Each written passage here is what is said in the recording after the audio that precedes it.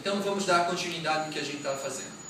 Então, daqui, dessa posição que vem aqui, ela vem, faz o cruze, vai à frente, faz rodejando, ele vem masculino aqui, sobe, pega ela aqui.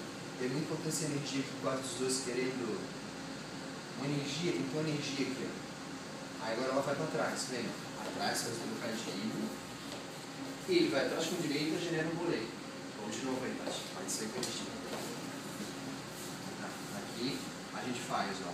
E 1, 2, 3, 4 e 5. Foi à frente americano os dois. Ele fica parado, leva ela aqui e olha onde é que está o pé dele agora.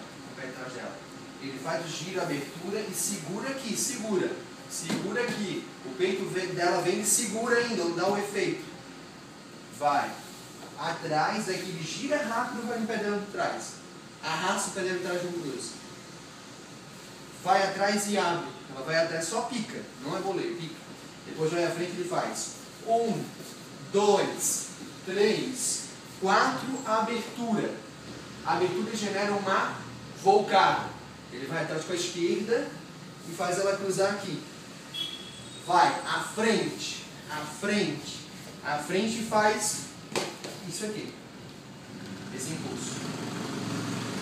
Aqui, ele vai atrás, pega o pé dela aqui, ó. Pega o pé dela, genera uma colgada. Ela vai à frente, ele entra aqui. Genera outra, vai atrás.